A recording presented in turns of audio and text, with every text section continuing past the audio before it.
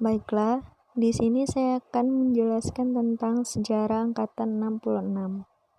Yang pertama adalah sejarah perkembangan. Periode 60-an politik masih berpengaruh dan juga banyak sastrawan yang terjun menjadi politikus.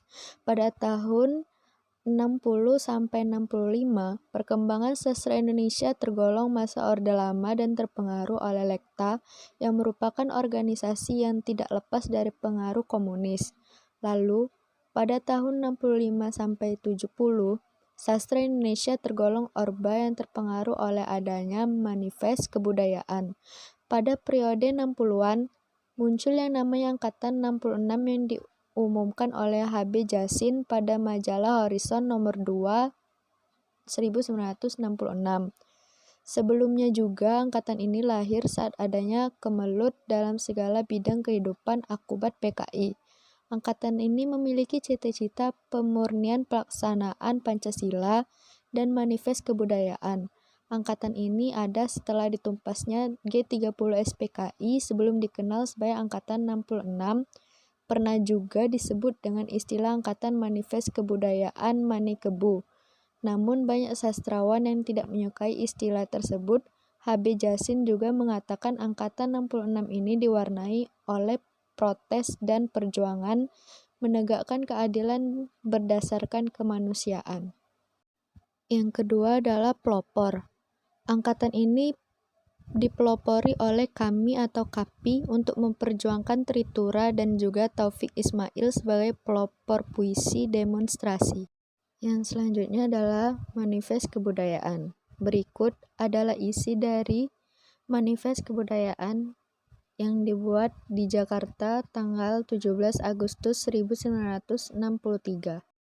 Selanjutnya adalah pengarang. Yang pertama adalah Taufik Ismail. Lahir 25 Juni 1935, bendera Belanda Fort de Kock, Sumatera Barat, Hindia Belanda. Karyanya adalah Tirani atau Kumpulan Sajak 1966, Benteng atau Kumpulan Sajak 1966, dan lainnya. Yang kedua adalah Bur Ruswanto. Lahir di Palembang, Sumatera Selatan, tanggal 6 April 1937. Karyanya adalah Mereka Telah Bangkit atau Kumpulan Sajak 1966, Bumi yang Berpeluh atau Kumpulan Cerpen 1963, dan lain. Yang ketiga adalah Sapardi Djoko Damono.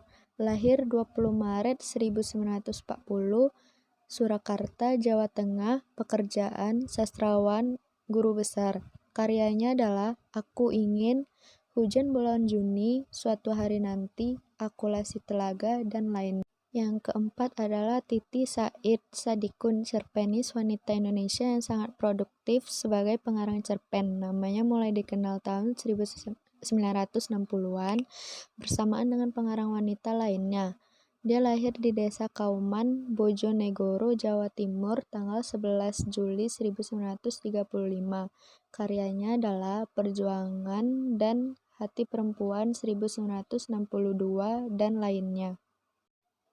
Yang terakhir adalah Gunawan Muhammad.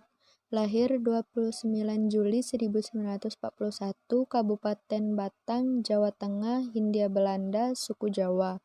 Karyanya adalah Senja Pun Jadi Kecil, Kota Pun Jadi Putih 1966, Siapakah Laki-laki yang Rebah di Taman Ini 1964. Yang selanjutnya adalah karakteristik.